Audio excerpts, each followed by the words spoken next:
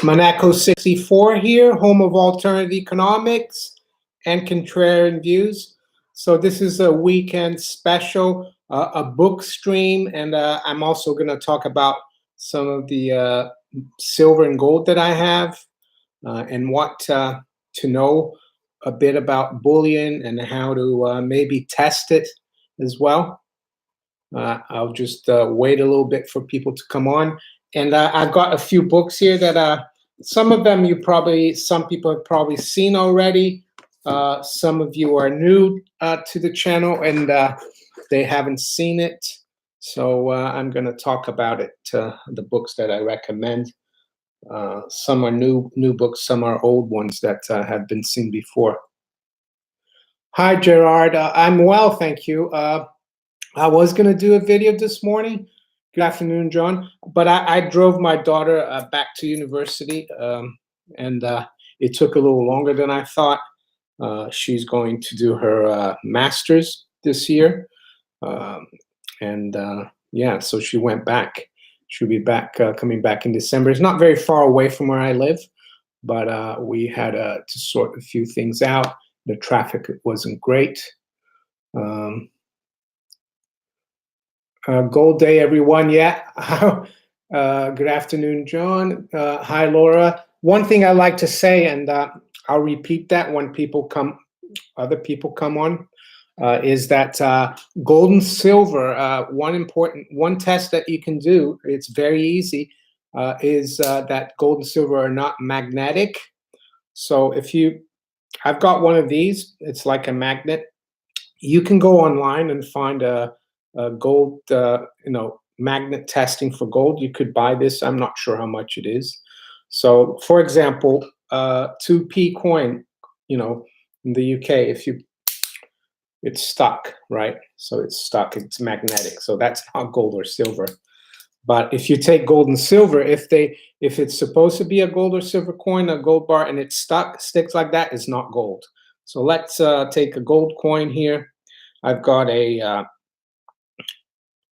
1913 $10. It's a gold eagle. So here it is. It's one of my favorite coins. It's not a numismatic coin, but yeah, it might be considered numismatic, but I bought it for the bullion. So if you go like that, you see it doesn't stick. Doesn't stick. So the other coin sticks. So that's one of the easy tests. When am I going to write my book? Well, yeah, maybe I should just do a little bit every day. I've never written a book. Where do you recommend to buy silver? I don't know. Are you in the States? I'm not sure.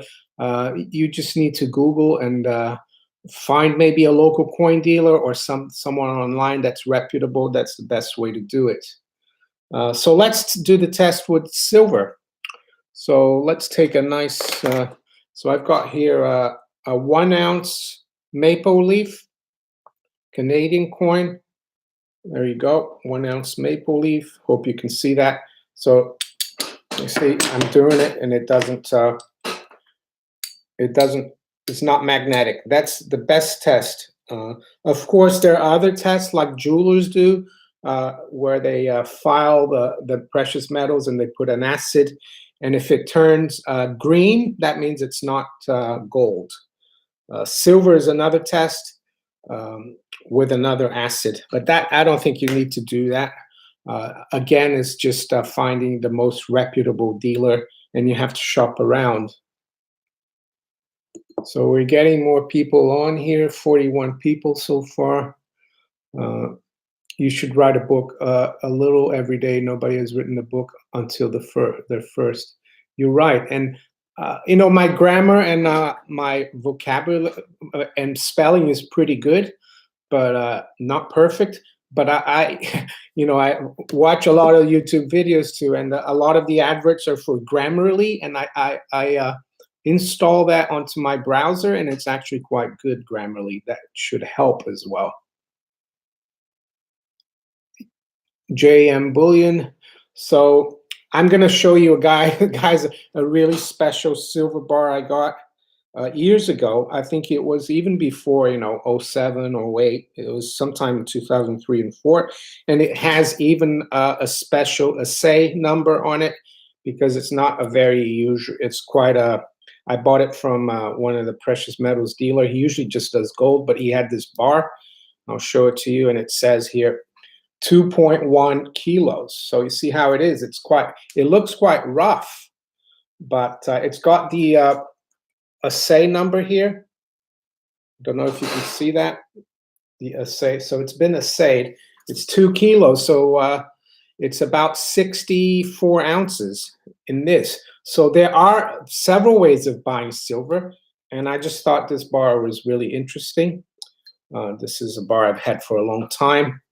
And then you get smaller bars. You've got, this is a 5 ounce, 5 troy ounces Pan American Silver Corporation. That's a nice bar, 5 ounces. And I've got another nice one that I like. Pawn shops are good as well. Yeah. If you're in the UK, I recommend AtkinsonsBullion.com. This is a ETHEREUM. ETHEREUM, you know, they're a German company. And this is a 250 gram bar of silver. I've kept it wrapped. This one is quite very nice. This one, I like this one too. So I'm showing the ones I like. And then for UK, I have, yeah, a 100 ounce bar is nice as well. For the UK, you know, one of the best coins to buy, silver coins, is the 1 ounce Britannia. This one here. I bought this in 2011. I think it was when silver was going up. So I bought it, you know, before it went up, when it was going up, and I think it at the time it was around $25, $27. Am I concerned about it? No, because I've kept them. So that's the 1 ounce Britannia. So Samantha says, I have a 100 ounce bar of silver. It is also rough. I got a mix of everything. That's right. I think it's the best thing, a mix of everything. No, that 2 kilogram bar is not gold. That would be nice if it was gold. It would be worth quite a bit more than the silver bar. What else have I got here? Oh yeah, gold. I was reading, well, I always read this book. Where is it? It's The Triumph of Gold by Franz Pick. And he talks about which coins he likes to have, because he thinks if there is a big crisis, prices are going to go up so much that you're going to have small coins. So one of them is a 1/20th of an ounce maple leaf. It's really tiny. This one here, that's a really nice coin. I think I got this one when I asked for delivery from Gold Money. That's what they sent. The other thing that you can get is a little 5 gram bar. This is from Habib Bank in Zurich. So that's a really nice little bar, 5 gram. And then you've got, yeah, 1/10 of an ounce Krugerrand. Krugerrands are more known to be an ounce, but they do have 1/10 of an ounce Krugerrands. So these are really good coins to have if there is a crisis, if prices skyrocket, if currencies collapse and you have to barter or buy something. You know, if you go with an ounce of gold, you might get too much change in fiat. So the small ones are good. That's what Franz Pick says. You've also got 1/4 of an ounce Krugerrand. That's a little more. So what about like if you're gonna go into numismatics, which I'm not too much into. I do have a few coins that are collector's coin, and also in the States and a lot of other countries, according to Franz Pick, if they were to confiscate gold bullion, the law says that you can keep your collector's coin. So some people might want to look at numismatics. I'm not saying they should. And I think there's a really good book for you. This is from 2006. So the prices have changed. but the relative value of them, the coins will be the same. So it's this one. It's the official red book. So this is the first book I'm going to recommend. This is it here. The official red book, A Guide of United States Coins, R.S. Yeoman, edited by Kenneth Bressett. This is like the book for people who are into numismatics. So, for example, let's have a look in the book. Oh, they've got all coins going back to colonial times. So, you know, colonial issues. They've got,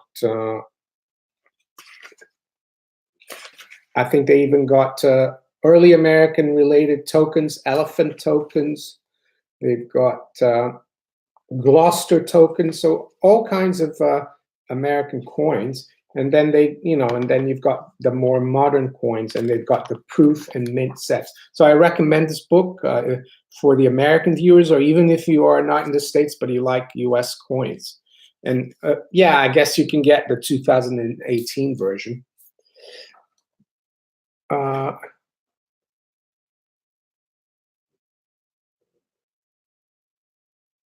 Michael Petrowski, he bought 4 250-gram gold.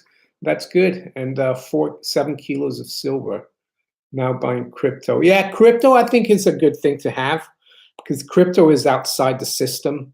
If the system, shuts down for a while, you might not be able to cash in your cryptos, but they will not disappear. But the fiat in the bank might. You could say, Franz Pick and so these are the two books I've seen looked at already: the Triumph of Gold and the United States Coins book. But Franz Pick says that one of the things they could do, they could revalue the dollar in terms of numbers.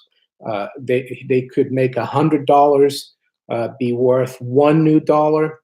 So if you have $100 in the bank, becomes worth one, the new dollar. Not sure what the purchasing power will be, but the purchasing power of the gold will stay. The price of gold will be will protect you. They could even do $1,000. They could give you one new dollar. So that's why you need to be outside the system. Precious metals, even cryptos, I would say, is now outside the system. And make sure you keep them in your wallet, not with an exchange. Josh, Marriott, do you know how safe it is to save silver in places like Bullion Vault and Gold Money?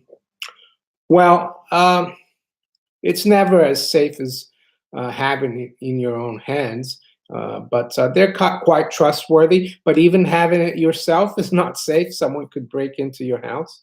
You need to make sure you hide it well. Nothing is 100% safe in life. So yeah, but I would say they're quite reputable, but they've been around for a long time.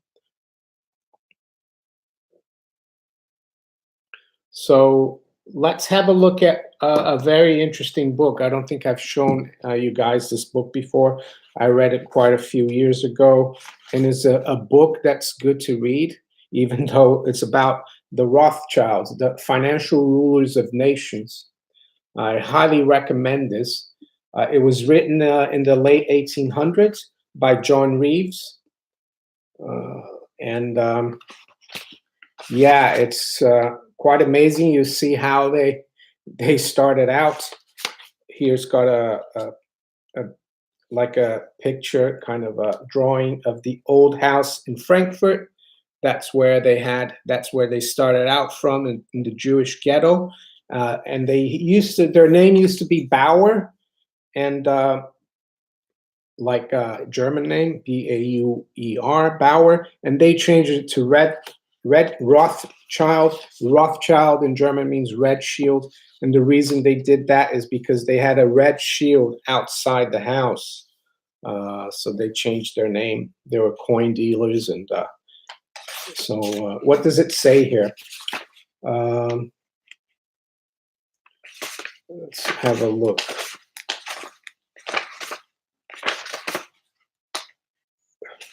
So this was written in 1887, and I'll read here the chapter 1, the House of Rothschild. And one of the interesting things, you will see how there's a chapter where they talk about, I thought it was quite kind of perverse, but it's one of the reasons they've kept the money in the family. They become so wealthy. But there was at one point in the 1850s or 60s, one of the Rothschilds, he died, fairly young guy. He was married to a cousin, a woman who was his cousin, and he died. So his father, actually, a Rothschild as well, of course, married the niece. So it's just like that's what they used to do. They used to intermarry, and that's how they've kept a lot of their money in the family. I'm not sure they do that so much nowadays, but they were marrying cousins. Uncles were marrying nieces when their son died. So it was all kept in the family. And I'm not making this up. Am I criticizing them? I'm just telling you what they did. So chapter 1, this is the House of Rothschild, yeah? Says about the Jews, and not being anti-Semitic, that's what it says in the book. What's in the name? Asks Shakespeare. The answer, when the name is such as Rothschild, is not difficult. There is a volume of meaning in its mere sound. It is a name which conjures up in the imagination visions of untold wealth and unrivaled power, which appears so startling and amazing so as to be more appropriate to romance than life. So the major thing I get about this book is that, you know, they were unimaginably wealthy already in the 1880s. You can imagine how wealthy they're now, you know. And one of the reasons why they're not in the Forbes list and everything is because their wealth is all in trust. So they don't really own anything. They're just beneficiaries, but it's very well protected. So if someone asks Jacob Rothschild, "Oh, how much are you worth?" He'll say, "Not much," and he's being honest actually. But the trusts that he benefits from are worth probably trillions. Because if they were worth billions in the 1880s, you can just work out what they're worth now. Let's have a look here.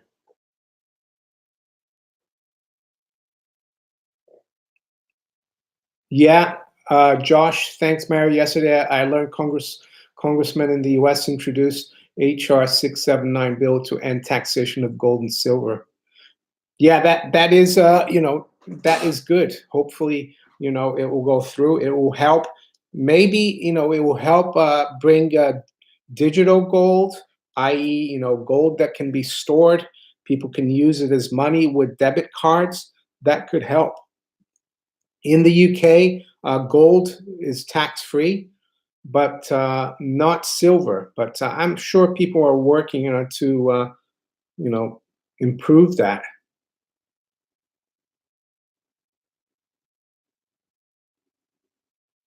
What if gold is monetized and silver is not? Uh, I would tend to think if they did monetize gold again, silver would also be. But it doesn't necessarily mean that it probably won't do as well. But if they did monetize silver as well, I think the ratio would fall a lot more, maybe into the teens. But if they don't monetize silver, it would probably fall into the 50s or 40s or maybe 30s. So it would still do well, I think.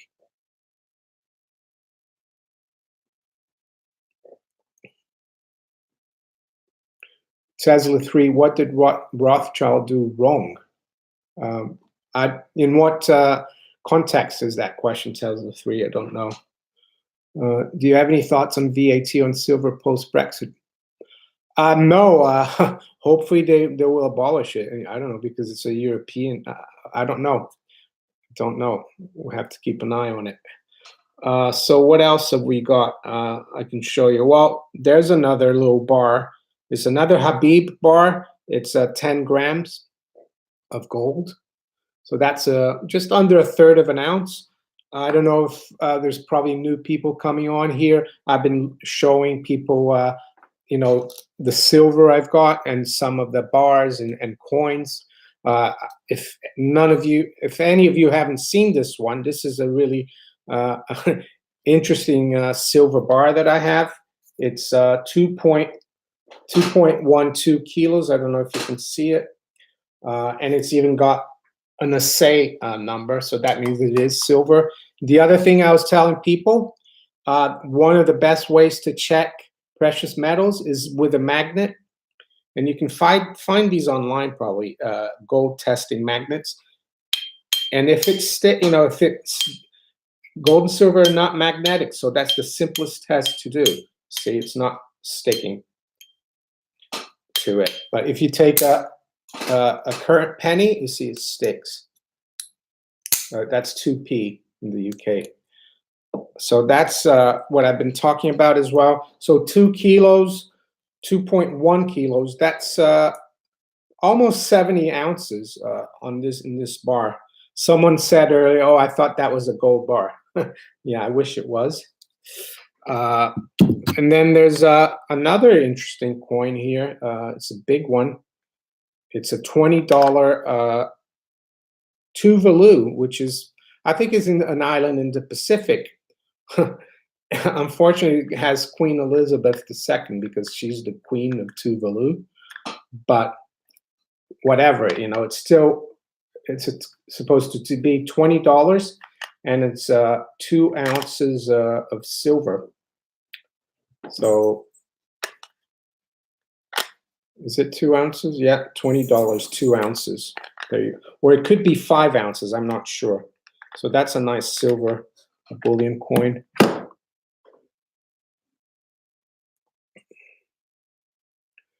Tesla 3, yeah, the Russians and the Turkish have very little national debts. I think the Russian national debt is maybe in the 20 to 30%. Well, because they don't have, I don't think the bankers are in charge as much as they are in the West. Or maybe they will run that debt up. I don't know. Maybe that's why we're so much against them, because we're not playing their game. MM No, hi MM No, nice to see you. It says silver is a strategic metal, being that way for over 150 years. Yeah, silver is very strategic, especially in times of war. Very necessary metal for weapons and for warfare. So what about books? I've been through a few books. One book that I really like is this one here. It's called Money, and it's by James E. Ewart, E-W-A-R-T. So Money, and it says here, you shall have honest weights and measures. The thing I like about this book, James Ewart, is that it teaches you about currency, about money, because, for example, up until 2000, 2001, I thought money was just a piece of paper. I didn't know the relationship between gold and silver and money, the banknotes, and a lot of people don't. And I think this book does a great job of explaining you about that. I bought it. I think he even time-stamped it here. You see, really, he time-stamped it here, and he signed it. So I bought this December 19th, 2002. This book. So what does it say here about this book? And by the way, I'll put once this live stream is finished, I will put the links. It will be recorded in my YouTube channel, and I'll put try to find links to all these books on Amazon, and I'll put them in the description if you want to try to find them. It says about money. You might consider this a mystery or crime book. It is about money, mostly your money, and about bankers, politicians, and theft by fraud. But because the perpetrators want to keep you in the dark, a clear explanation of their scheme has been hard to find. So this is really interesting. Now, however, Money, which is this book, shows you in considerable amusing detail how the game is played. Here you learn how these people get your money by manipulating voters and the law. Did you know that the fractional reserve banking is today's financial hocus pocus? So, and let me see, there's some pictures here. So it talks about, the dollar, lawful money, and it talks about legal tender. It talks about bills, notes. It's very good, and it talks about usury. So I highly recommend this book if you can find it.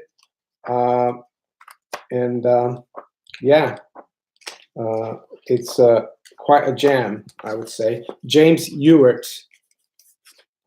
Hi, the Daily Rant. Nice to see you here. So today I'm talking about, for those who are still coming on online or on stream, I'm talking about some of the silver coins, silver bars, some of the gold coins I have, some of the tests you can do, like with magnets. Gold and silver are not magnetic. So if you go to a gold dealer, if you do have a magnet, you can find these online. Gold, precious metals testing magnets. They shouldn't be worth that much. But if you take one of these and the coin gets stuck to the magnet, that means forget it. So you can see here, that doesn't get stuck. But you take a 2p coin from the UK, see, that gets stuck. But you get a sovereign, it doesn't get stuck. So that's the best, easiest way. Does it mean that it's kosher, so to speak, if it passes the magnetic test? No, not necessarily. I would say that greetings, Paul. Oh, hi, Paul. Nice to see you. I would say that the best thing to do is to try to find a reputable dealer. And then there's let's have a look at. This is a 2007. I think this is the first year they started. It's the first 999 bullion coin that the U.S. Mint ever minted. Is a gold buffalo. I think I heard there's a shortage of these right now, and it's one of my favorite coins. And I do have it in a little plastic case, but I've taken it out just to show it to you. It's a beautiful coin. It's got a buffalo in the back, buffalo here, and then the Indian head. So the thing about 999, that means it's pure gold. So you need to really be careful with it, because if you drop it, it will dent very easily. It's very soft. And then on the other hand, you've got this is the 20. This is a double eagle from 1877. And it's also a Carson City double eagle. So it has a little bit of numismatic value. It's worth more than just a bullion. And the thing about this used to circulate as money. It's $20. So it's 90% gold, 10% copper. So it's much sturdier. So yeah, this coin, it's got CC here, Carson City. I don't know if you can see it. That used to be a mint. I don't think it's around anymore. Carson City, Nevada, I think. So these are, for some reason, quite rare. And as I said earlier, one good way to find out about U.S. coins is this book. Even though it's from 06, you can still find the relative values. I know the prices have changed, but it's the United States Coins by Yeoman. That's like the Bible for numismatists. I'm not a numismatist, but I do have some numismatic coins. So yeah, so that's completely different, of course, from the buffalo, because the buffalo is 999. Hi, Labook 84. Nice to see you here. Pre-1933. Yeah. Let's see if we got any question. No, Danny, tungsten is not magnetic, I don't think. And that's why they've gotten away with it. Or it might be magnetic, but what they've done is they put they played it with gold, right? Because tungsten has the same has the same density as gold, so it feels the same. But what they do is they coat it with a little strip of gold. So but I think it is magnetic. You'd have to cut the bar or and then yeah, if it's magnetic, then it will fail the test. Who's the deep state? Well, I think the deep state is the the wealthiest people in the world who control through the tax-free foundations. They control the government. They control how can I say, the think tanks that advise governments. They control people like the Council on Foreign Relations. They endow all the universities, and they're all tax-free foundations like the Carnegie Endowment for Peace. They actually promote war. The Rockefeller Foundations, all the tax-free charitable foundations that people think do a lot of good. They actually use those to. There might be some that are good, but that's how they can. That's who I think the deep state is, and that's how they do it.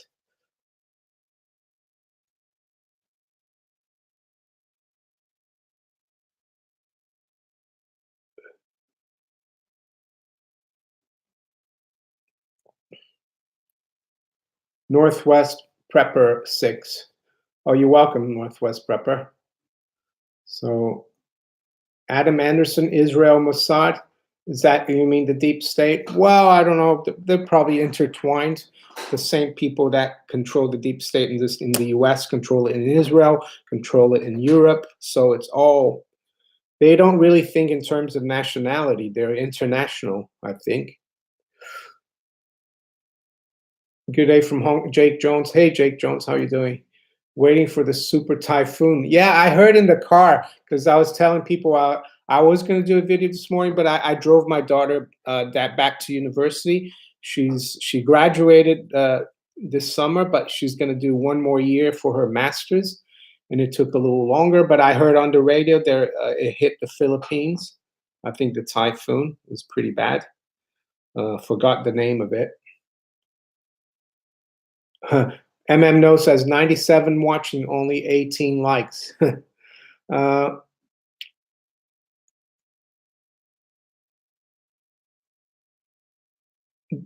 interesting. Danny Djokovic, the only king to escape with his gold from the Bolsheviks was the great King Zog of Albania. Interesting. I mean, I think the Tsar Nicholas had a lot of gold in Russia, but he had a lot of gold with banks in Paris, London, and New York, and and then they murdered his whole family. So there's no one claiming that gold, and a lot of people argue that that was the money that was used to pump up the 19, the Roaring 20s, because they had a lot of money that they could use.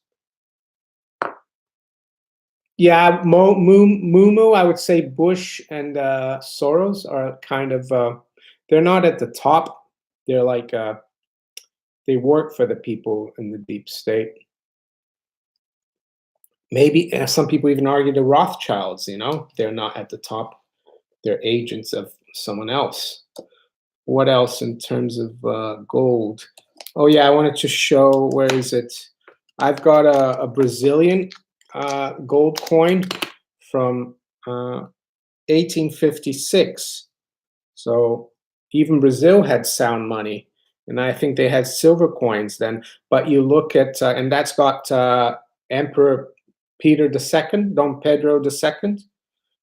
Brazil became independent in 1822. Basically, the independence was one part of the family took over, Brazil, and the Brazil was like a monarch empire from 1822 to 1889. And actually, Peter II was a pretty good monarch. I know a lot of people don't like monarchies, but he did a lot of good for Brazil. I think Brazil probably was in better shape back then.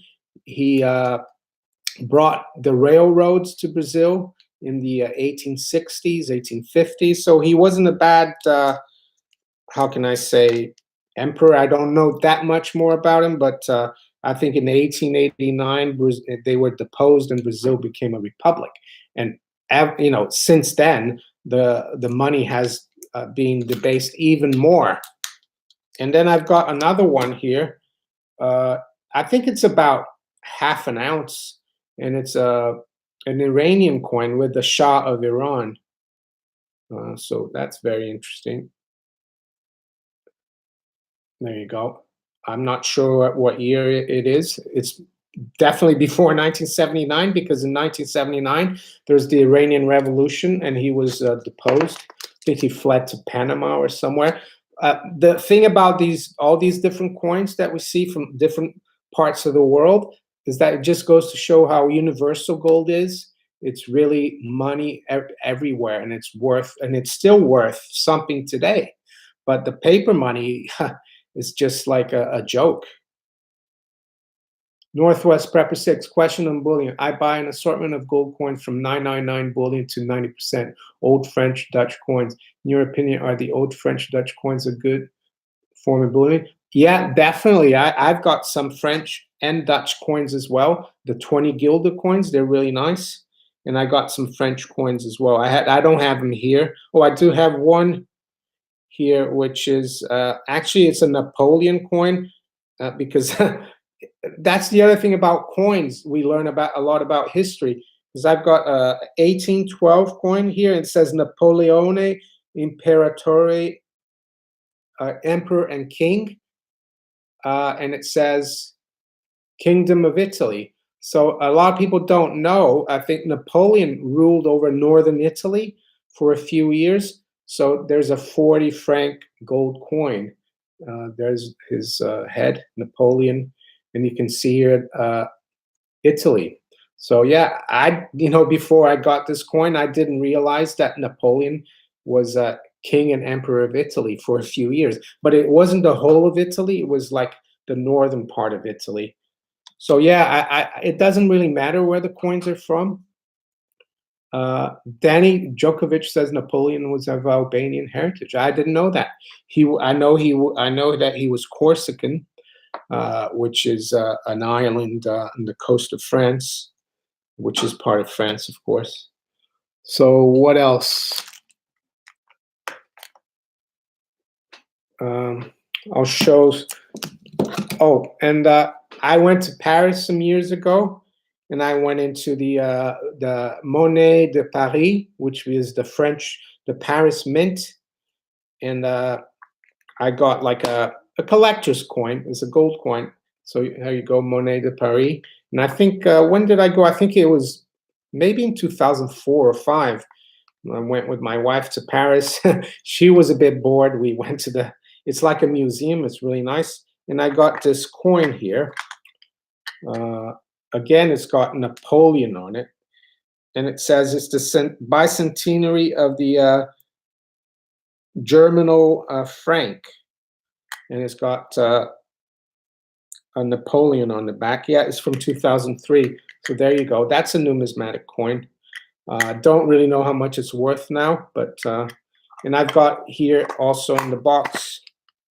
That's important to keep. If you thanks, Jake. If you do buy numismatic coins, you see that a lot of times you get these kinds of the description of the coin. I recommend you keep that. So that coin that I got was the number 2, actually. So there you go. That was the second one that was minted. Can you see it? I don't know if you can see it. It says 2. So what does it say? It says face value 10 euros, gold content 920. So it's 92% gold. Weight is 8.45 grams. So bicentennial of the franc Germinal. I think Germinal was an old coin that Napoleon must have minted. No, Napoleon ended the Pope's corporeal power, the power of life and death over common people. At least Napoleon did something right. Yeah, there's a lot of people who, my brother-in-law, he's Swiss, and Napoleon, I think he invaded Switzerland and he ran Switzerland for a while. And I didn't know this. My brother-in-law was telling me that before Napoleon, you didn't have names for streets or numbers. or post offices, and that's one of the things that he started throughout Europe. So he did things that were good, but I'm not a specialist in Napoleon. What else? Well, one thing that I think when he was crowned emperor of France, the Pope was there, and the story is that the Pope was going to place the crown on his head, and he actually took it from the Pope and put it on himself, which corresponds to what No says. Yeah, he was Corsican Napoleon.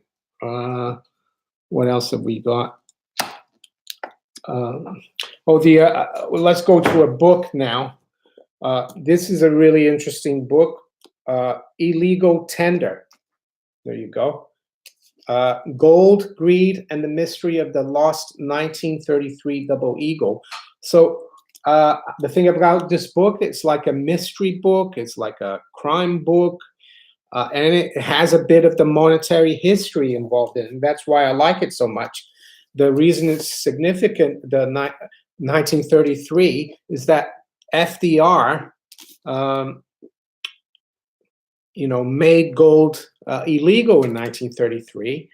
But some people at the Philadelphia Mint didn't get the message, right? Bureaucracies, they never work really well.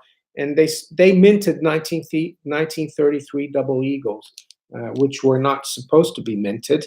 And some people got a hold of it because they knew it would become valuable, and highly recommend it. I'll read a little bit here in the back. It says, Illegal Tender is an excellent read. The first book I've ever read where the protagonist is a coin, the 1933 Double Eagle. It's a first-rate adventure story, and I was instantly hooked. Anyone who has a kid dug for treasure anyone as a kid dug for treasure in his backyard will love this book. It made me want to get my metal detector out. Dazzling story, Trip compellingly unravels the mystery behind the rarest of rare coins, entertaining and illuminating.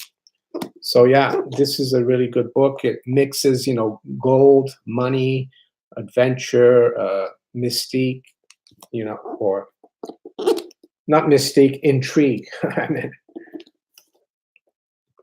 So let's see, we've got 93 people, not so many people at the moment, but we'll keep going.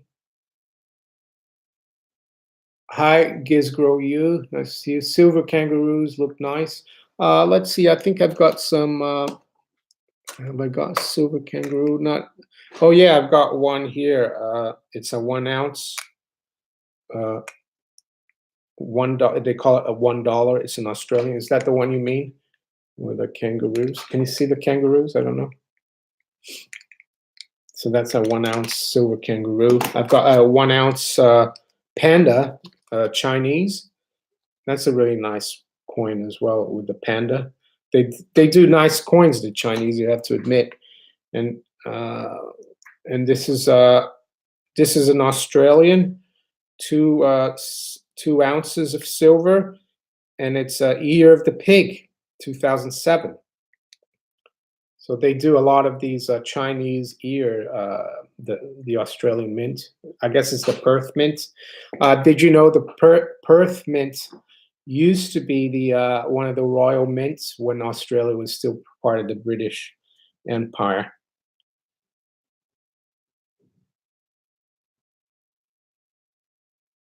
Royal Mint, yeah, 1 gram, 199 coins. I haven't seen the 1 maple grams. That's interesting. There's also they look like credit cards. And you can take them out. They're little cubes, little squares of 1 gram gold. Jake, I was also I don't know if you've seen this one. This is 1/20th of an ounce maple leaf. That's really convenient as well. American expat. maneco64, why are derivatives considered a bomb? Yeah, that's a good question. Well, it's because derivatives are kept, there's a few points. One of them is that they're kept off balance sheet, right? So they don't have to be accounted for. Second one is that when you buy derivatives, let's say on gold, if you buy one gold future, it controls 100 ounces, but you only have to put 5% down, so you can leverage a lot. That's right, Michael Cross. And then there's two kinds of derivatives. One is not as risky as the other. The exchange traded derivatives, even though they're off balance sheet, they're public, so people know how many have been issued. You know, the commitment of trader reports come out, so people have an idea of how much of that stuff is out there. But the other ones are over-the-counter derivatives. These are derivatives contracts just agreed upon by mainly the major international banks, you know, the Goldman Sachs, the JP Morgans, the Deutsche Banks, and these are just done over the phone. They say, you know, you could be a fund manager, and you call Goldman Sachs, Mr. Sachs, can you write me a contract? And he will, and it's off balance sheet, and you can leverage to as much as you want. I recommend, you know, recommend you watch The Big Short, and it shows, you know, Michael Berry, who is the main character in that movie. He wants to short the housing market, and there's no instrument or security to do that. So what does he do? He goes from I think he lived in California.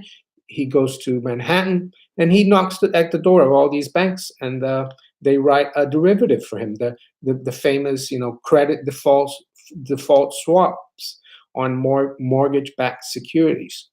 So that's what derivatives are. The problem with them is that, let's say, they abuse it. The bankers and the speculators abuse it. It's like an insurance, but they bet more than the, you know, and it's always on an underlying asset or commodity. The problem is it grows so much that the derivatives are worth many times over the underlying asset or commodity. And when that happens, and there's a lot of leverage, it's a cocktail for disaster.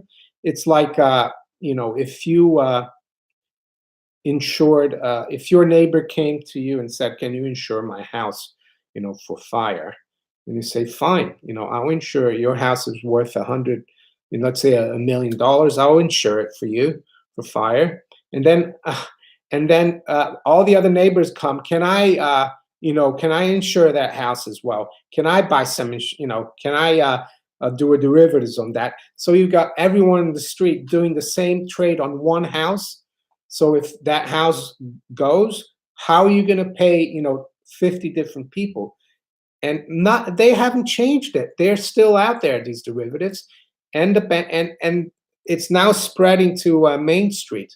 You know, a lot of these ETFs are basically allowing, you know, John Doe and Jane Smith or whoever, you know, the common investor, to actually play this game, and it's very dangerous. It is a bomb. Swaps is just a name for a derivative. That's all. You know, it's just like swapping. It's just like, it's not. It's just a technical term where you swap one thing for another. But they can't call it selling because it's off balance sheet and it hasn't been realized. So they use the term swap. So yeah, just think of swap. You know, you're swapping your dollar, your fiat dollar, for an ounce of gold. But you don't call it a swap because you sell, you know, you buy the gold and you sell the dollars. But when it's a derivative, they just call it a swap. So that's why. And the other thing is that derivatives have what they call a notional amount. So if you buy one gold future, even though you just put $5,000 down, or more, I don't know how much it is now, you're actually controlling 100 ounces, which is like $120,000. So that's the notional amount. So the notional amount of derivatives before the '08 crisis was over $1 quadrillion. That's over 1,000 trillion. And then they changed the accounting for it. after the crisis, the Bank for International Settlements changed the accounting, and apparently there's only 700 trillion.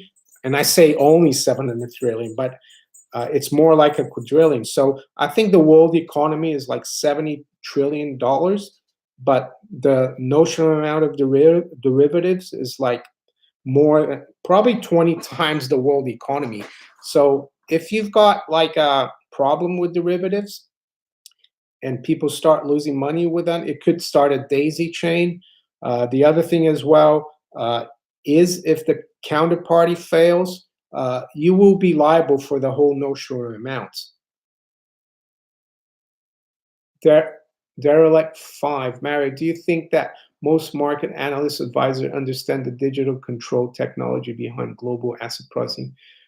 How could this impact their analysis? I think they do. I mean, Goldman Sachs, apparently they've gotten rid of a lot of their traders.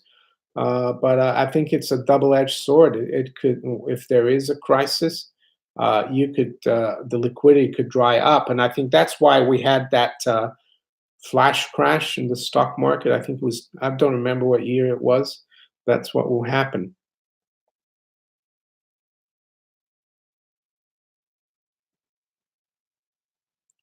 I think everyone knows the Deutsche Bank is insolvent.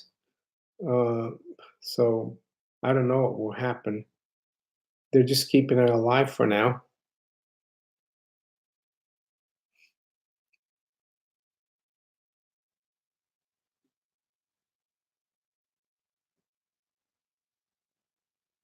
So let's have a look at another book.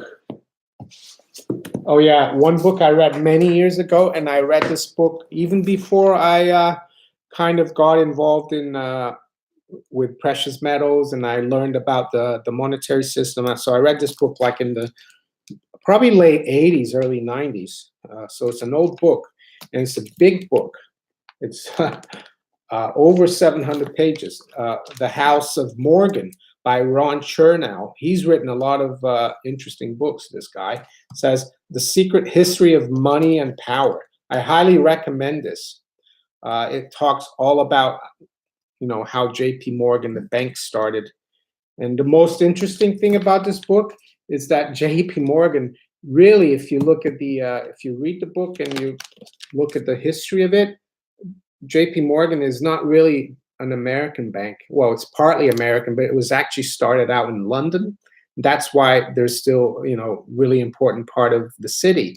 And it says here, the House of Morgan is a rich saga of the Anglo-American banking dynasty that superseded Barings and the Rothschilds to become the dominant financial empire of the 20th century.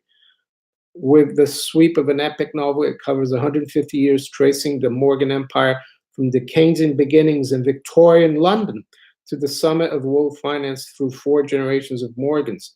So some people actually speculate that the Rothschilds used the Morgans to infiltrate the American markets, because back in the late 1800s, it was difficult for Jewish bankers to go into New York. So as J.P. Morgan was in London and Rothschilds were in London, they got together, and some people argue that a lot of the J.P. Morgan money was Rothschild money. And it's interesting because when J.P. Morgan died, I think in the early 1900s, his will, his inheritance that he left for his family wasn't that big. They thought he was the richest man in America. He wasn't that rich. So it just goes to show. And the other thing about Morgan is that I think it was one of the original, I think J.P. Morgan's father, Junius Morgan, he came to work for a guy called George Peabody in London. And George Peabody was already very active in London in banking. And he didn't have any heirs, no family. And when he died, he left the business to the Morgans. So that's another interesting aspect. And George Peabody, he might have been a banker, but he left a lot of his wealth there's the Peabody Foundation. It's still around in London, and they actually provide subsidized housing for poorer people. So yeah, bankers can do nice things, and George Peabody did. Did the Morgans do? I don't think so. Derelict, thank you for the super chat donation. I appreciate it. It's most welcome. No, my cheerleader says, "Come on, guys, give Mario a thumbs up and share this video with all your friends." So yeah, I recommend this book. I know people don't like J.P. Morgan. I don't like them, but it's good to understand your enemy, and it just shows you, you know, what it's all about. You know, how they started, and why they're, you know, have a presence in London. They basically started in London. Okay, let's also look at, you know, if you're going to buy gold coins or silver coins. The other thing I recommend is to get a little scale or a bigger scale. I've got this scale here. You open it and you turn it on, and you can put it in ounces or grams, and you just put a coin on it. You know, like for example, the sovereign is supposed to be 8 grams. So if I turn this on, you know, and I'll put it on there and see if I can show it to you. If I put it on and it says 8 grams, hold on, oops, and it says, well, let me get up. If I put it on, it says, well, it's not going to work. But anyway, with a scale, at least you can see, you know, and a magnet, you can see if it's a good coin. So that's another thing that I recommend if you're going to get into precious metals, a scale.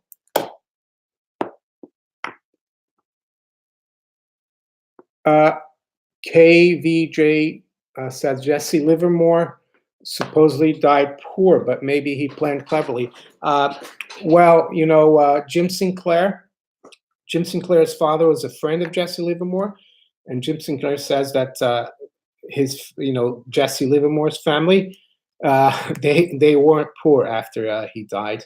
I think he did lose huge fortunes many times over, but I think one thing he did is that he left his family, you know, he put a lot of money in trust for his family, so they were okay. So I don't think, maybe he was relatively poor, but he wasn't poor, Jesse Livermore. But I think reading about Jesse Livermore, and I haven't got his book here today, but I recommend it. Where is it? Yeah, I'll recommend it in the next video. But I think the thing about Jesse Livermore that people need to read it is that it shows that trading is not an easy game. Trading is a full-time business, and even the best have a really difficult time, and that was Jesse Livermore. So that's why I don't like to tell people that it's easy. And if you have a full-time job doing something completely different, stick to your job. Don't trade. And that's why, you know, gold and silver are just savings. They're money. Am I saying you shouldn't trade? No, but just be aware it is hard. What's American expats doing? Deutsche Bank is like Tesla. There is no profit. Yeah, I mean, we've known for many years, for 3-4 years, we've been talking about Deutsche Bank, but it's still going. I think just the ECB took over it, and they must just be pumping money in it to keep it going. So that's all I can say about that. All right. And any other interesting coin here? Yeah. Oh, this is an interesting one. It's a Mexican coin. Don't know if there are any Mexicans on the live stream. And it's 1.2 ounces, so it's a big coin. It's it's a 50 pesos coin. It's a beautiful coin. It's not numismatic, it's bullion. I think I bought it from a jeweler in the city of London that I used to buy some gold from, and he was a good dealer. You know, he did jewelry, but also gold coins. And it's a beautiful coin. It says Estados Unidos de Mexico, United States of Mexico. And it's a 50 pesos, and it's 37.5 grams of, well, it's not 999, but it says on it here, engraved, it says that it's 37.5 grams of pure gold in this coin. It's one of my favorites. It's the only one I have. Mexican. Okay. George Gonzalez. Hi, Mary. Would you explain liquidity? Where does it come from? What drives it up? Well, liquidity is just like, let's say, if you go to buy, a stock, let's say IBM, and the price is $100.20. There's the bid. Someone's bidding for 1,000 shares, and someone's offering 1,000 shares at $100.21. So, but let's say, and then you go the next day and you ask for the same quote, and it's quoted $100.01, and the offer is at $100 and $102. So liquidity means that it's very expensive. There's a big difference between the bid and ask, and there's very little volume. The specialists that make a market in these securities or stock or anything, they're scared because the market is so volatile. So they're not willing to make a market. So it's more there's a wide market. That's what liquidity is. It usually dries up when things get uncertain. When there's low volatility, there's a lot of liquidity because the markets aren't moving. So let's say in terms of gold, the gold futures, for example, if you call your futures broker and it's 1201.20 bid for 5,000 and 1201.30 offered for 5,000, that's a highly liquid market. But then if you have a day where gold is really volatile, it might be 1201 bid at 1205 in one lot. And what happens as well when there's no liquidity or no money to deal, so you might call a broker because not all securities are traded on exchanges. You might call a broker to get a price on a corporate bond. And if the market is all over the place, if there's a crisis, they won't even make a market on it. So that means you can't sell that bond. The previous day it was quoted at par or 100, and today you can't sell it. There's no liquidity. So that's what it is, liquidity. I hope that explains it to you, George.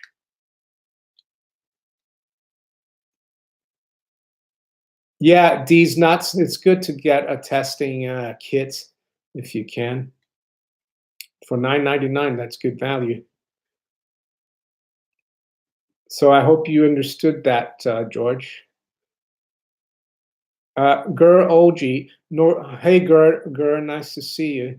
Norwegian mainstream media is warning every day now the next financial crisis will be much worse than 08. Yeah, and a few of my viewers, and I thank them, they sent me a link. There's a story on Sky News about that as well, so they're starting to talk about it. We'll see. Jonathan, hi Mario, from Trinidad and Tobago. Have you seen interest growing in British silver coins pre-1919 over there in the UK? Not really. I mean, I personally have been buying a few of those because I like them, but I can't say that I follow it that closely to know that. But they are good coins to buy, the pre-1919. If you can find a lot of them, like they call them junk silver, the good thing about them, as they're legal tender, or as they were circulating coins, there's no VAT on it. And I know that there's ways around buying silver without paying VAT in the UK, but I think they're good ones to get. HSBC is a British bank. Yeah, I know. Yeah. I think they were HSBC. They were huge, when they call them the opium bank as well. And it's no surprise that they were fined by the U.S. Department of Justice for dealing with Mexican drug lords. They've been doing it for hundreds of years, I think, and they started with the opium trade in Hong Kong. Hi, Susan. Nice to see you. Ilaria Portella. Hi, Ilaria. I think I'm just gonna go open the door. Billy wants to go out in the garden. 1 second. Come on, Billy. Billy wanted to go out. So, for those of you who are coming on right now, today I've talked about some of the silver bars and silver coins I have, some of the books as well that I've recommended. I'll show you, for those of you who haven't seen this, it's a really interesting it's 2.12 kilos of silver. It's a silver bar. I don't know if you can see that there. And it's got a special assay. So it doesn't even have, it doesn't have like a mint mark or anything, but I bought it from a gold dealer in London. And yeah, so that's about almost 70 ounces of silver. It's an old one. I bought it probably back in 2003 or 4. Silver.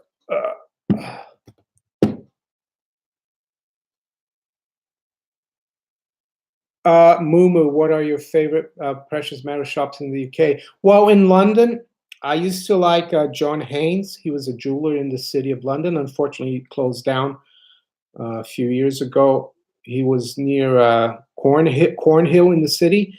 There's also Gold Investments. That's in Leadenhall Market. He's been there since 1980, so he's very reputable. And my favorite one online is AtkinsonsBullion.com. Yeah, so those are the 3. Well, one of them is not in business anymore. And I guess Bullion by Post, I haven't used them, but they seem to be okay.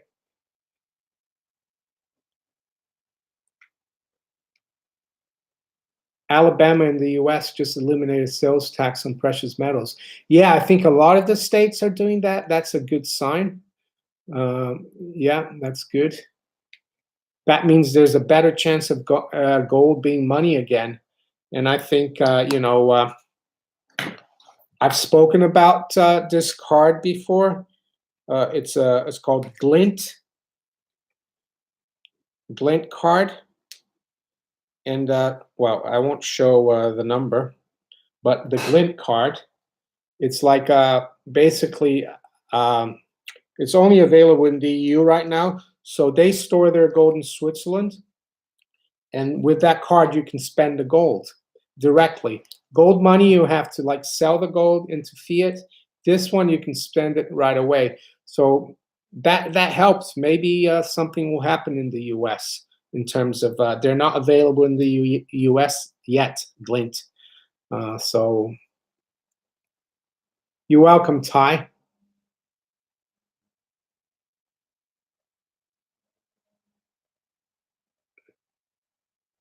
Bullion by Post, very good. Yeah, they look pretty reputable. The reason I haven't used them is because I already use other people. Hi, Red Snapper. Nice to see you. Let's see another. Oh, there's another. This is a $5 coin. So I guess it's a half eagle. And it's from 1899. So that's what $5 used to look like. 18. So this is used to be a circulating coin. So $5. That's probably about 1/4 of an ounce of gold, and just under 1/4. And it's 90% gold, 10% copper. Okay, another book. This is a really good book. Tower of Basel. Some of you might have seen it already. Some of you who are new to the channel haven't. But thanks, Derelict5, for the super chat. Thanks again. So the shadowy history of the secret bank that runs the world, and I agree with that. It's the central bank's bank in Basel, Switzerland. So I highly recommend you read this book, and It will show you why all these wars is just a game. And it might sound offensive to say that wars are a game because people die, but unfortunately it is. For these people, the bankers, they finance both sides so that if one side loses, they don't lose. They hedge themselves, and that's what they did. They do it from Basel, Switzerland, and the Norwegian government wanted to closed that bank down after World War II during the Bretton Woods Conference. And it was John Maynard Keynes, the British delegate, Lord Keynes, of Keynes in economics fame, that said, no, we have to keep this bank going. So I highly recommend this book. What does it say here? Liaquat Ahmed, author of Lords of Finance, he says Adam Labor has written an absolutely fascinating history of the BIS, perhaps the most enigmatic financial institution in the world. The story he unveils of the many skeletons in its closet and its astounding ability to remake itself periodically only adds to its mystique. Well, now they market themselves as a regulator, as like a trying to help stability, but they're far away from that. They're just like bad news. They run the world. Thank you, Susan, for the super chat. I appreciate it.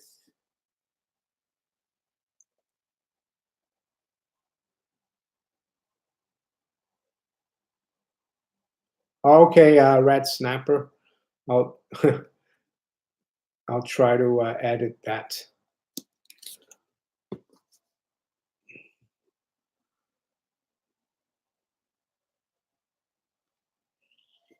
Gur Oji, only way to win over the elite is not to offer a thought to them, not even bad thoughts. They thrive on them. Yeah, I agree. Ignore them. Don't play their game, and don't let them get you down. Just live your own life. I think is that what you mean? I think so. So let's have a look. Another coin.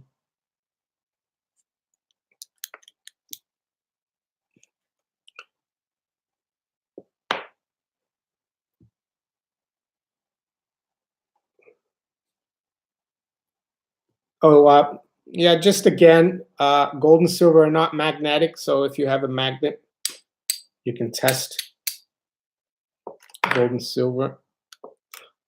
So the other book, another book, this was recommended by Jim Sinclair. It's called Our Crowd, The Great Jewish Families of New York. Another book that I recommend. It just goes to show how intertwined all these big banks are, and there's no such thing as an American bank or a French bank or a German bank or a British bank. It's all run by these families. Yeah, I highly recommend that. It's by Stephen Birmingham, Our Crowd.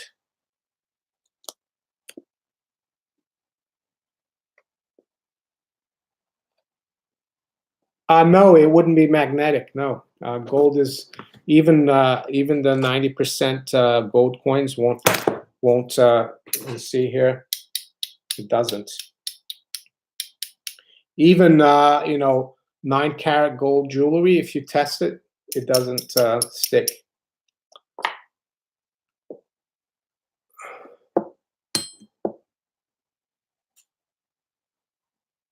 Yeah, copper is not magnetic, but like the 2p coin doesn't have any copper anymore, so it is magnetic. I don't think it's had copper for many years.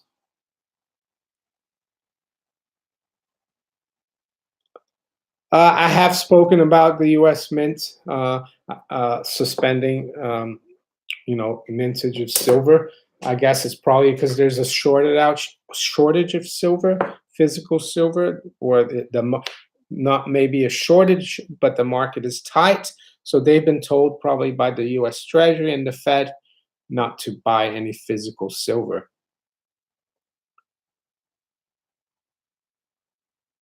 Well, I didn't know that, Susan, that about copper, but I guess it makes sense because a lot of the gold coins and jewelry have copper in them. Let's go on another book. Gold Wars, The Battle Against Sound Money as Seen from a Swiss Perspective. It's one of my favorites as well, by Ferdinand Lips. Very good book. Ferdinand Lips, I think he used to work for the Rothschild Bank in Switzerland, and then he started his own bank, but he was a gold butt. In the time of when he wrote this book, Switzerland had just sold half of its gold, so he wasn't very happy about it. And he talks about how gold and economic freedom are like go hand in hand, because governments, when countries are on a gold standard, they have a limitation to how much money they can print and how much money they can spend. And the less money they can spend and print, they won't be able to buy as many votes. Government won't be able to get as big as it is. Chinese movie Empire of Silver mirrors European banking family. Yeah, it's interesting because the Chinese were always more into silver, and the Europeans were more into gold. And that's how the Venetians made a lot of money. They used to trade with the Chinese, and they used to, trade gold and silver between the two cultures, and they made a lot of. They became very wealthy from that because there's more demand for silver in Asia, so the silver, and no more demand for gold in Europe. So the Venetians exploited that difference. They arbitraged the market, and they did very well from that from that fact.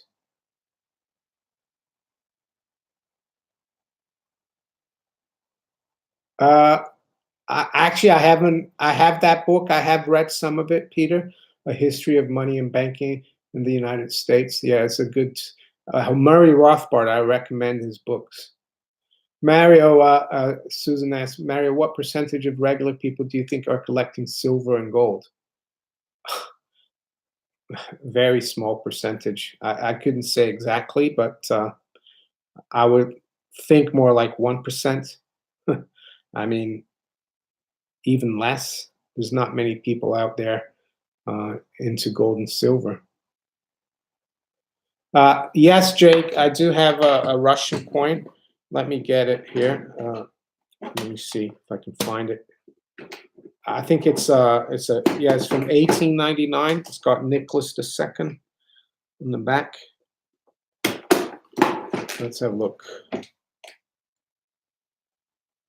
Yeah, 1899. It's 10 rubles.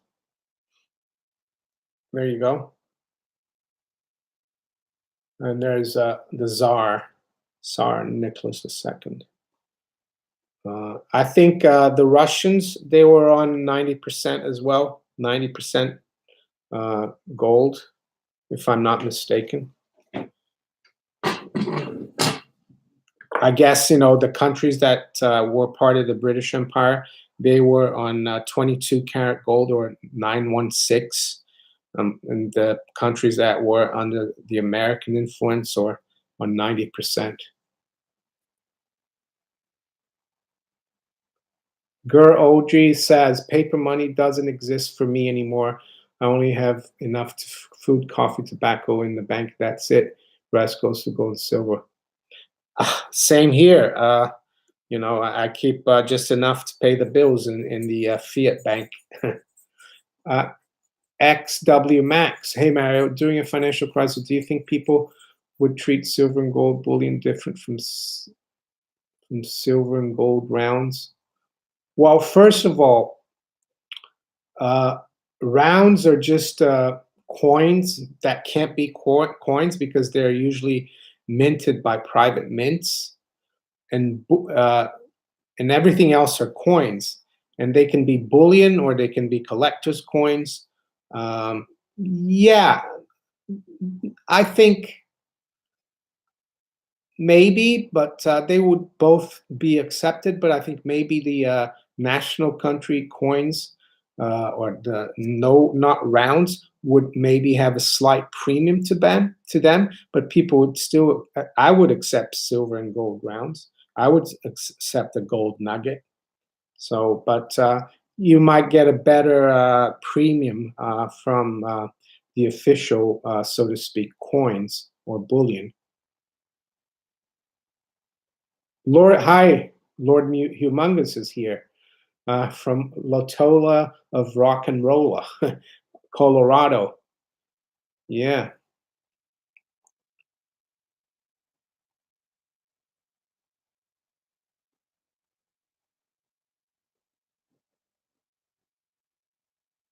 Pavel Krastov. Mary, what are your thoughts on the crypto market?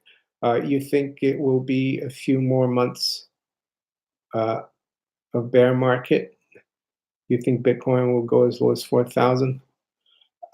If I had to bet on it, I don't think it will go back to 4,000. It could be a few more months. It's difficult, really tough to say. I think right now it needs to get up above 8,000. That's the key resistance.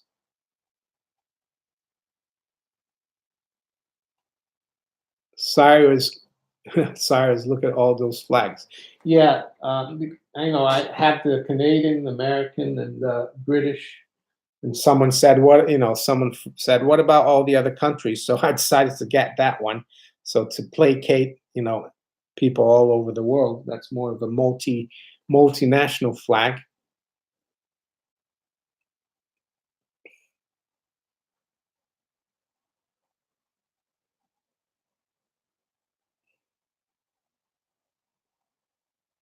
Pavel, you're welcome. So what about the last book I've got here? Mumu, if precious metals confiscation was ever enacted again, which safer?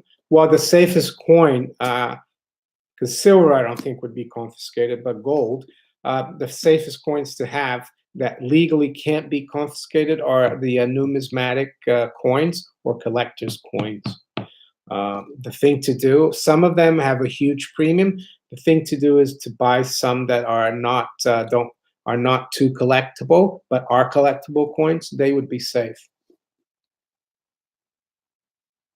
Alex G, where do you see the bottom in silver? Again, tough to say. Hopefully, we have bottom. Recently, I think gold right now looks like it's bottom at 1360. So not 1360, 1160. But silver made a bottom. I think just recently, the gold bottom was in the middle of August.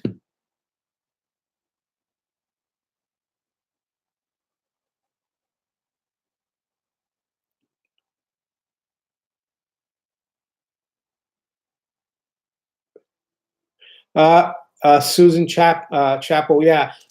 It's short and long is just a futures terminology. You go long a futures contract. That means you have the right to buy something in the future. So if you're long, you have a buying position, and if you go short, it means that you have the right to sell something in the future. So you shorted the market. You've sold something, and it's not something you have. So you go short something you don't have in the futures market. That's why it's not called a sell, it's a short.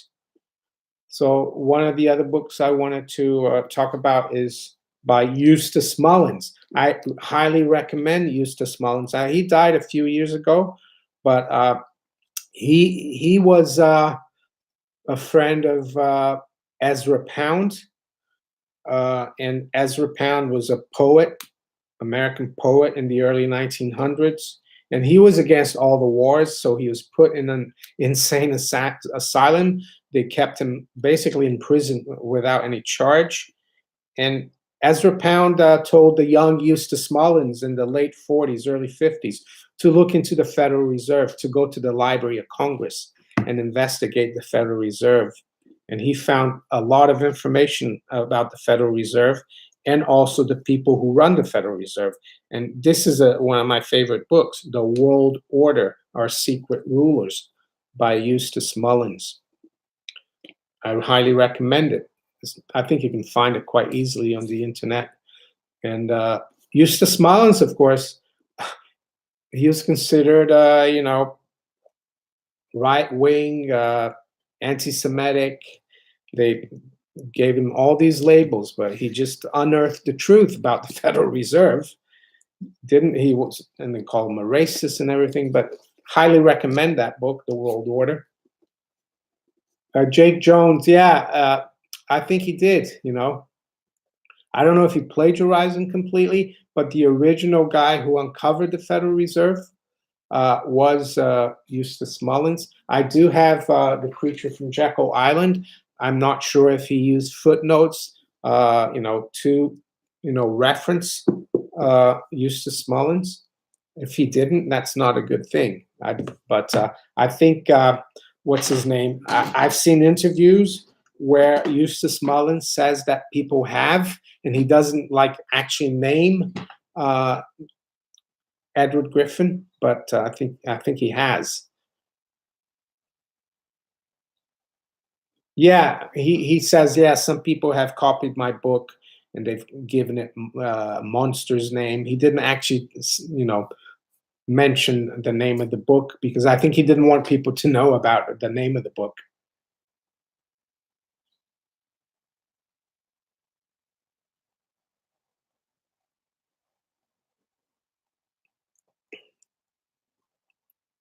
So what else have we got here? Oh yeah, I've got some 1 ounce. They're called 1 ounce Silver Liberty, and they've got buffalo on the back, United States of America, in God We Trust.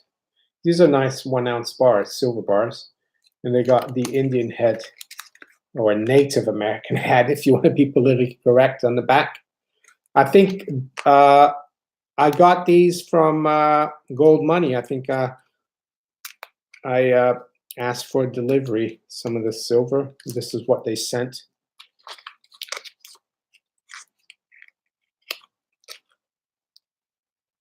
All-time high, silver was about $21 for me. I'll start stacking. I starting March 2017 for silver. Could be 1,000 or $1. Couldn't care less. Didn't exist for me.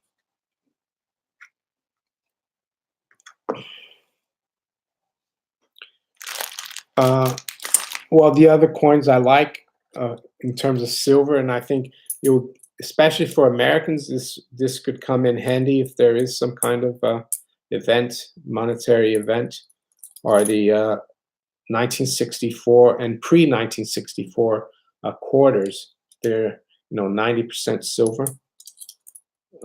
Really nice. So I've got here 64.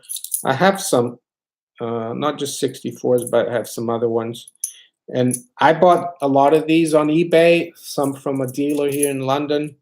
I mean, you can get good coins on eBay. Just make sure you have a reputable seller on eBay, that he's got a good rating. Pavel Krastov, Mario, what is an acceptable amount of silver to have? Just wondering, I started stacking this year. Well, I tell people that it's like savings. You decide how much you want to save. Just save as a reasonable amount. Everyone has different circumstance.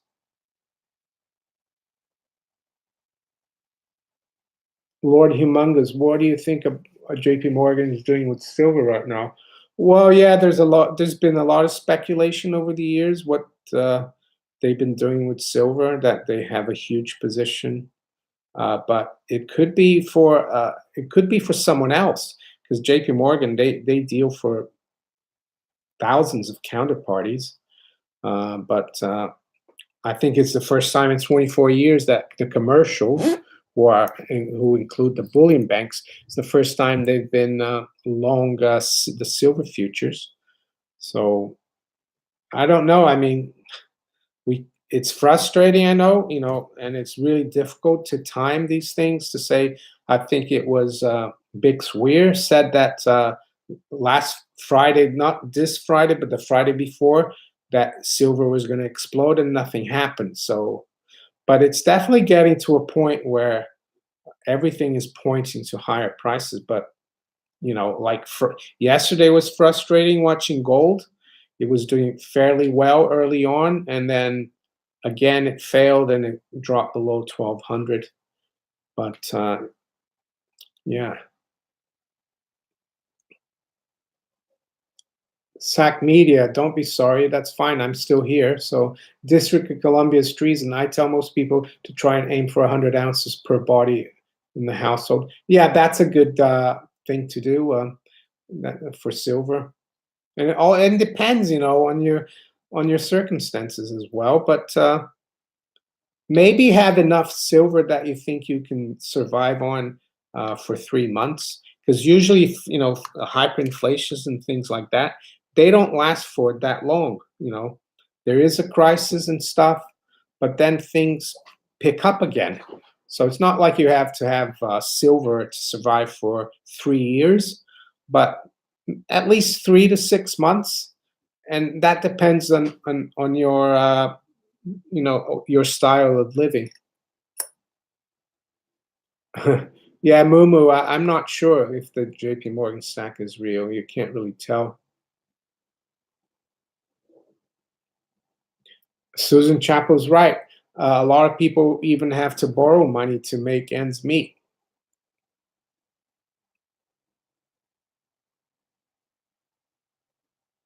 Now and then you'd hear a clank tossing change in the register.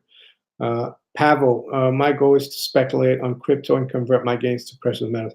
Yeah, I look at cryptos more as a speculation. It gives, it's risky. That's why I don't have that much in it. And yeah, that's a good strategy, Pavel. Yeah, that's the nice thing about silver. Like if you compare them to the present day, uh, coins, copper nickel coins, the clinky sound is really nice. So it's almost like in those Western movies. You see John Wayne coming into the saloon with a quarter or a $half, and puts it down on the bar and says, I'll have a drink," and you can hear the clanky. It's completely different from today's fake coins. So yeah, the books.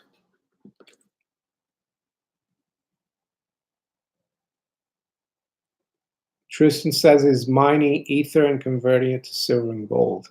I'm not clever enough to mine these things. The only thing that I've been mining indirectly is Steam, because I post my videos on Steam and I get paid Steam. So, but the price of Steam has come off quite a bit, but I don't really care because it fluctuates a lot. I think it will go back up. So yeah, not so many people today. 109 only so far here, but I'll keep going for a bit longer because I haven't made a video today. I was busy most of the day this morning, so I decided to, instead of doing a video, I'll do a live stream, and I'll probably make a video tomorrow afternoon. Tomorrow morning I won't be around. Yeah, Pavel says, I'm only putting enough into crypto that I'm willing to lose. That's right. Rethinking the dollars here. Hey, Mike, how are you doing? Things are great, Mike. Thank you. And you? Hope everything's good with you. Yeah, Mike, I've been showing people some of my silver coins and silver bars. One interesting bar I got is 2.12 kilos of silver. It's not from any mint. It's just like, I think it was assayed. You've got the special assay here. And I bought it in London from a dealer, gold dealer. He usually doesn't do silver, but he had this one. And you can see the holes here. I think that's when they assayed it. You see, they drill to test. So one hole here, one hole here. So 2.1 kilos, that's about almost 70 ounces of silver in this bar. Kevin Johnson, what book did I miss? Well, you missed a few. The last one I did was this one, The World Order by Eustace Mullins, one of my favorite authors, Eustace Mullins. Gold Wars by Ferdinand Lips. Our Crowd by Stephen Birmingham is about the banking families of New York, great Jewish families of New York, banking. The book about the BIS that everyone should read, really. It should be in every school, but it won't be. If it was, there would be a revolution pretty soon. The BIS, Tower of Babel by Adam Labor. It just goes to show that the bankers, they finance both sides of wars, and they're still around. That's why all this thing about war with China and Russia is probably just a game for these guys. They make it seem like the West and Russia are like hate each other, the governments, but they're probably actually playing exactly. They're playing they're playing it's like theater. The other one, Kevin, is this one. I read this like in the 80s, The House of Morgan by Ron Chernow. Really, it's a big book, but it's really interesting. It talks about, the power of the Morgans and the JP Morgans. But, and I said, of course, that there is speculation that a lot of the JP Morgan money actually came from the Rothschilds. And this book basically talks about how JP Morgan Bank actually started from London. So it does make sense. Hi, Andrew. Andrew heard the U.S. Treasury stopped selling Silver Eagles 6th of September. Yeah, they started stop selling it. I think it's because they've been told not to buy silver. I guess they have run out because they're not buying the physical silver to mint the coins. Constitutionally, by the law, they should be providing continuously silver coins. So actually, it's unconstitutional, but no one really seems to care. No more Silver Eagles. My local coin shop has no more Silver Eagles available.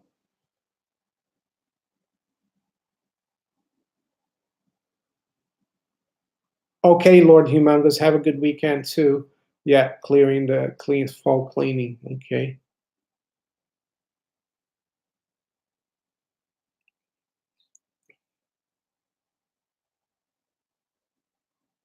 So I'll stay on for another 10 minutes or so. This is a long live stream here. It's the longest I've done, I think an hour and 37. So I'll take a few more questions.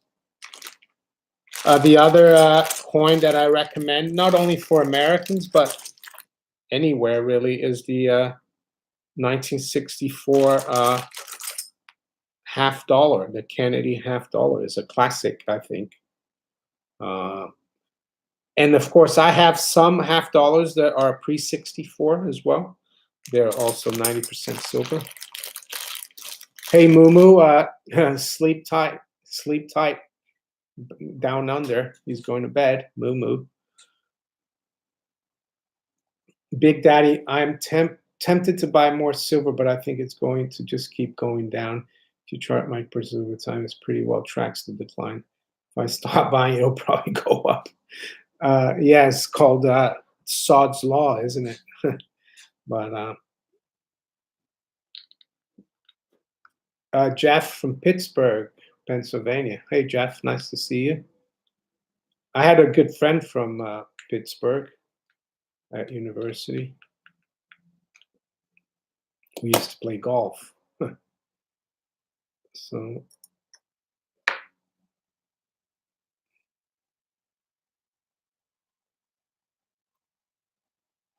yeah, Kevin, I have been to Michigan twice. one of my cousins, I'm originally from Brazil. She married a guy from Michigan in the 70s. So I went there once in the 70s when I was a young, I was a, teenager or even younger. We went there to see my cousin. And then I went in 1989 to see my cousin again. So I've been twice. She lived near Detroit, like I think it was Grosse Point, it was called. And now I don't know where she's living right now. I think it's near Birmingham, Michigan. Yeah, Oakmont. Oakmont. I mean that's when Jack Nicklaus beat Arnold Palmer in 1962. Great course. Oakmont, Pittsburgh. I think it was Dustin Johnson who won the last U.S. Open there at Oakmont.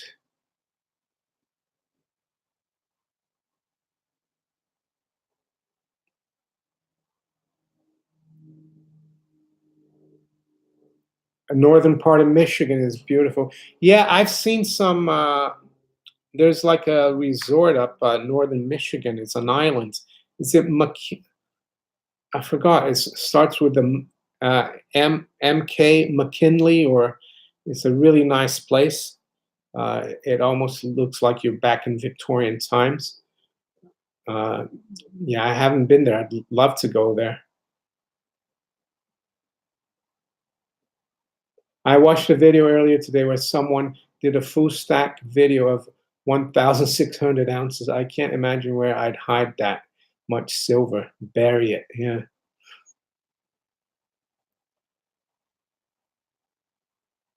Northwest Prepper 6. Hi, Mara. Do you have a post office box where you receive mail from listeners? Thanks. No, I haven't. Someone's asked me about that. I might look into that. Thanks for the heads up. I'll see if I can get one here, where I live, a post office box, but I don't have one. Neil Scowcroft, if the system reset to gold and silver back system, what would the true value of gold and silver be?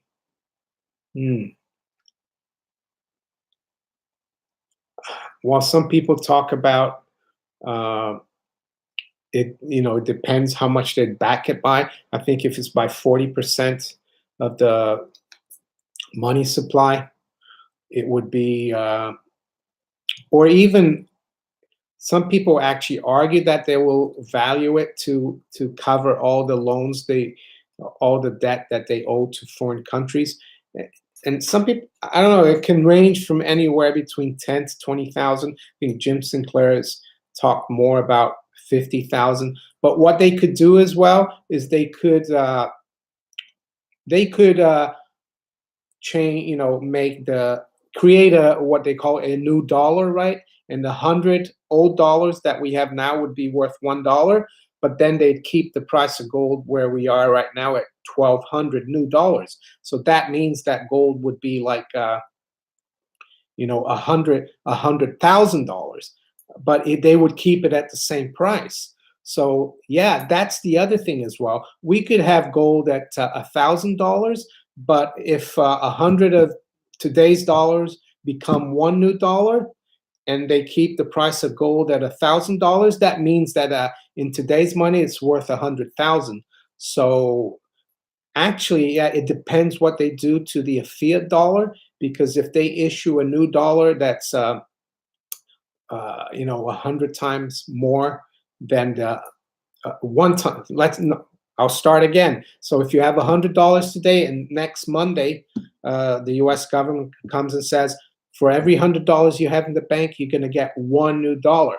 But they keep the price of gold at 1,200. So that means that gold is worth 120,000. So they might not change the price of gold, but they might change the price. The old dollar for a new dollar. Hope that explains it.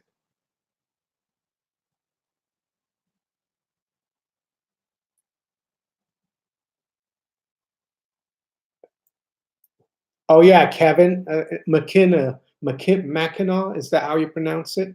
I really love that place. I've seen it a few times on the internet. It's one place I like to go to. Maybe have you been there? Why did they kill Gaddafi? Well, because he was doing the right thing for his country, I think. There's a really good video about Gaddafi. You know, Libya was the richest country in Africa as per income per capita before he was taken out, Gaddafi.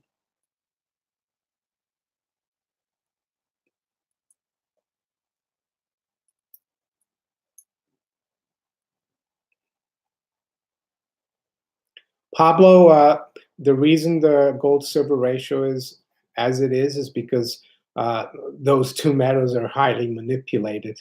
That's why.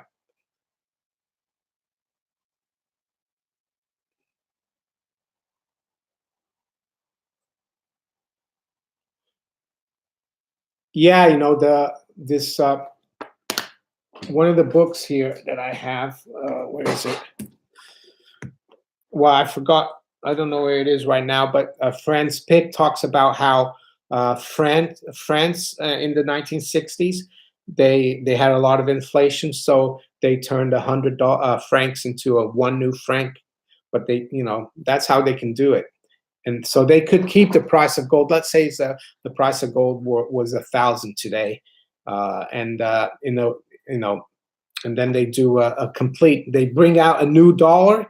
So as I said, you know, if you had $100 in the bank, you would have only one new dollar.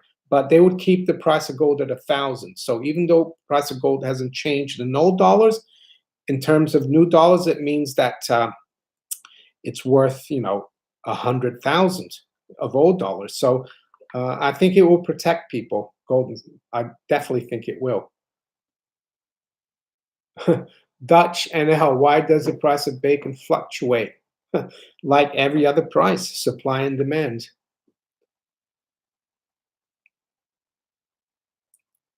Globalists sacrifice human blood for their worship. They like Babylon and ancient Egyptians. Yeah, no, I agree. There's a lot of people call it the Crimex instead of the Comex. They're the same, you know, Comex, LBMA. I mean, they're not the same, but they act very similarly.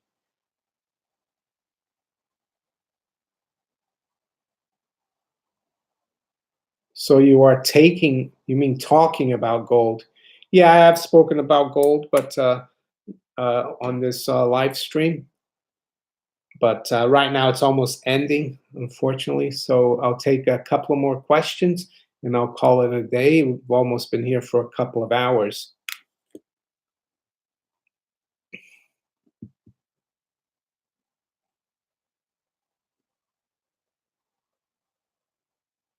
Uh, Alien invasion hoax. Yeah, a lot of people talk about that. I wouldn't believe it either, Gur. I think that's. I think. I guess that would be the only thing that would unite everyone on Earth, right? To fight, you know, this bogus enemy. Nasdaq. I haven't followed the Manafort case, so I'm sorry, I can't answer that. I want to understand why countries are taking back the gold they've stored in New York. Well, basically because they don't trust the Americans. They don't trust the Federal Reserve. It could be because they don't trust them. It could be that there's a crisis coming and they want to have the gold, the physical gold close by. And yeah, and that's why. Yeah, why would you take money away from your bank? That's the same thing because you don't trust the bank anymore or you want to have it closer to you. Yeah, I know the Dutch took a lot of the gold back from the Federal Reserve. Um, there's also a case in Holland. I think it was the Postal Pension Fund. They bought a lot of gold, and the central bank and the government told them to stop it. So that was interesting.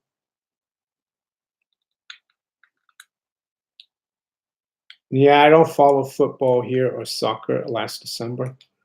So anyway. All right. So thank you everyone for showing up. Calling it a day now. Yeah, I enjoyed the live stream and I wish everyone a great rest of the weekend. I'll probably be doing a video tomorrow. Yeah, if you like to donate to the channel as well, I'll put a link below in the description when I record this video. I appreciate all the donations on Super Chat as well. And yeah, and if you're listening to my channel for the first time, make sure you subscribe and share this video as well once it's recorded and it's on my channel. Take care. Bye, everyone.